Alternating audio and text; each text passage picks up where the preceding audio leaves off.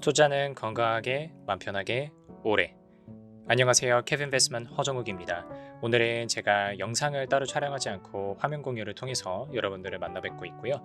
오늘 촬영일은 2024년도 1월 26일입니다만 바로 전날 어제 25일에 장 마감하고 나서 5시경에 브랜드엑스 코퍼레이션에서 전환사채 발행 결정 공시가 올라왔습니다. 그래서 브랜드엑스 코퍼레이션은 아실 만한 분들은 아실 거예요. 굉장히 애슬레저 부문에서 한국에서 굉장히 좋은 그런 행보를 보이고 있는 기업이고요. 아마 여성분들 그 이제 뭐 필라테스나 요가 하실 때 레깅스 많이들 입으시죠? 네, 잭시믹스라고 하는 브랜드가 브랜드엑스 코퍼레이션에서 운영하는 브랜드로 굉장히 유명한 기업입니다. 그래서 최근에 몇 년 동안 굉장히 가파른 상승세를 보여주고 있었고, 그리고 해외 진출 쪽에서도 이제 힘을 붙이기 시작하면서 그쪽에서 주주들의 기대감을 굉장히 많이 부여하고 머금고 가고 있는 그런 기업입니다. 이 기업에서 전환사채 발행이 이제 결정이 됐길래 요거를 살펴보다가 제가 첫 번째로 놀랬던 측면이 있습니다. 그게 어떤 측면이냐면요. 어제 장 마감하고 이제 공시가 올라왔으니까 전환사채 발행에 관련한 투자자들의 심리는 오늘 26일 금요일에 결정이 됐겠죠. 제가 지금 막 3시 반 끝나고 나자마자 지금 촬영을 하고 있는데 오늘 브랜드엑스 코퍼레이션의 가격은 10%가 넘게 올랐습니다. 그래서 일반적인 경우랑은 사뭇 다르죠. 일반적으로는 전환사채가 발행된다는 결정이 뜨면 주주들이 굉장히 부정적으로 반응하면서 주가가 안 좋은 모습을 보여주는 것이 일반적인데 오늘 브랜드엑스 코퍼레이션 같은 경우는 어떤 이유에서인지 주가가 10% 넘게 상승하면서 주주들이 이 회사의 전환사채 발행 결정을 되게 호재로 받아들였다. 이렇게 볼 수 있을 것 같습니다. 그래서 오늘은 이 회사가 발행한 전환사채와 관련해서 내용을 좀 정리를 드리고 마지막에 주주들이 왜 전환사채 발행 결정을 긍정적으로 받아들였는지까지 제 추측을 말씀드려 보도록 하겠습니다. 먼저 항상 확인하셔야 되는 겁니다. 사채 권면총액, 투자자들한테 얼마를 빌려주느냐 확인을 하시고요.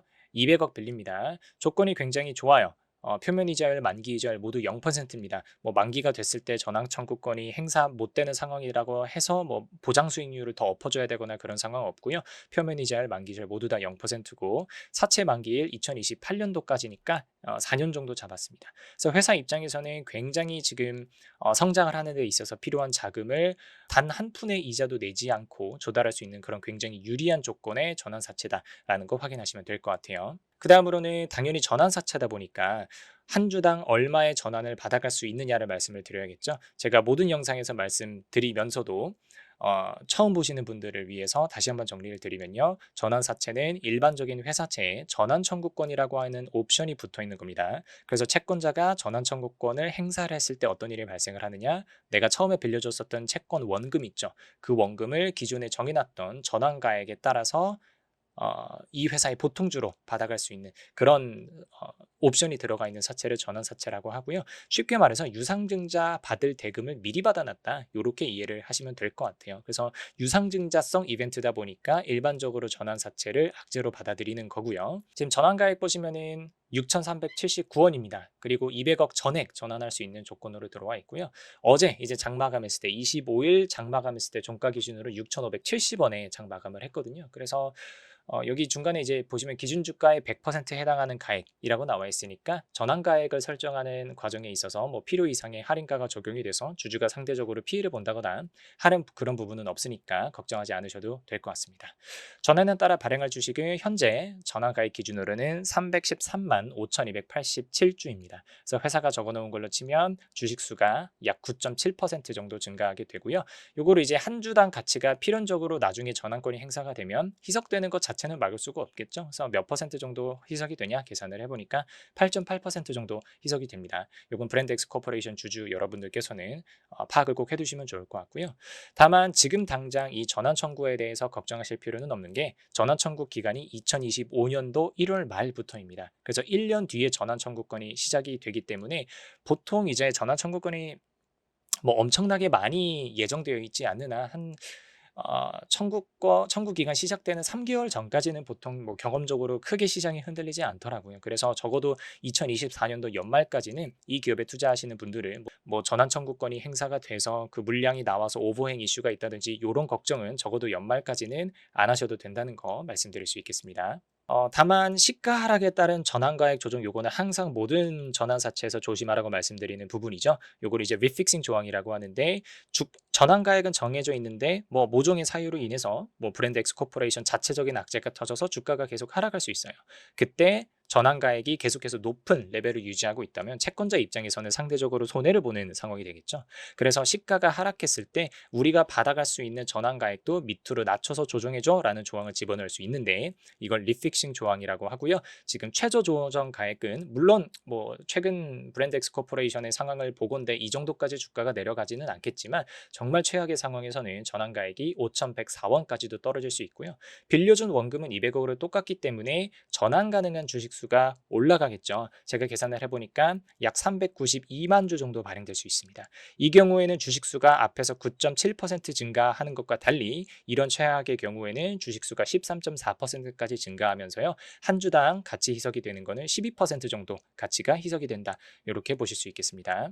그 다음으로는 콜옵션하고 풋옵션 볼 수 있을 텐데요. 콜옵션이 조금 특이한 상황입니다. 일반적으로 콜옵션은 전환사채를 발행해서 판매한 회사가 만기가 되기 전에 야 우리 생각해보니까 너한테 굳이 돈 계속 안 빌려도 될 것 같아. 그러니까 만기가 되기 전인데 내가 지금 미리 갚아줄게. 그거 사채 갖고 와. 나 이제 이자 더 내기 싫어. 요렇게 해서 발행회사가 갖고 있는 거를 콜옵션이라고 하는데요. 이 회사 같은 경우는 콜옵션이 조금 특이합니다. 중간에 한번 읽어드릴게요. 여기 보세요. 발행회사는 브랜드 엑스 코퍼레이션은 요 매도 청구권 콜옵션이라고 하는 걸요. 발행회사 또는 뭐 자기가 쓸 수도 있다는 얘기겠죠. 아니면 발행회사가 지정하는 자 매수인이라고 하겠습니다. 다른 제3자한테 부여할 수 있다는 얘기죠. 그러면 전환사채에 붙어 있는 이 전환권을 포함한 전환사채 일부를요. 발행회사가 행사하게 되면 그건 이제 갚아주게 갖고 와 하는 일반적인 케이스인데 제3자에게 부여하는 경우는 누군가한테 야 너 200억 다 네가 전환받지 말고 뭐 한 50억 정도는 다른 사람한테 얘한테 줘라고 발행회사가 결정할 수 있다는 얘기예요. 이 부분은 여러분들께서 조금 조심하셔야 되는 게 이 제3자가 보통 대부분의 경우에는요. 이 회사 오너나 오너의 특수관계인에게 부여되는 경우가 굉장히 많습니다. 예전에 제가 뭐 뷰노 전환사채였는지 정확하게 지금 회사 이름이 기억 안 나는데 그런 케이스도 있었어요. 그래서 중간에 오너가 갑자기 개입을 해서 매도 청구권을 행사를 하면서 자기 지분율을 늘려가는 그런 상황이 있다고 말씀드린 적이 있잖아요. 브랜드엑스 코퍼레이션도 누구에게 이 콜옵션이 부여되느냐에 따라서 자칫 잘못하면 오너 일가가 조금 싼 가격에 이 회사에 대한 경영권, 지분율을 강화시킬 수 있는 수단으로 쓰일 수 있다는 점 꼭 염두에 두시면 좋겠고요. 풋옵션은 언제나 있는 조항 중에 하나입니다.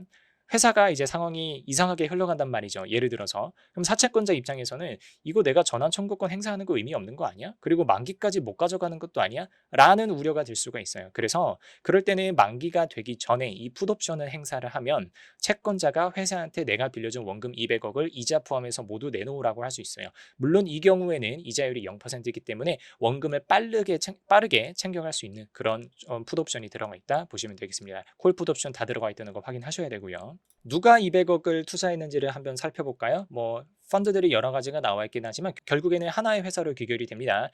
다 이름들이 똑같은 이름이 들어가 있죠. 타임폴리오 요 밑에도 보시면 결국에는 타임폴리오 자산운용에서 이제 결성한 그 펀드입니다. 요 펀드에서 뭐 표면적으로 그냥 여러 가지 페이퍼 컴퍼니의 금액들을 나눠서 전체 200억을 투자를 하는 게 되겠고요.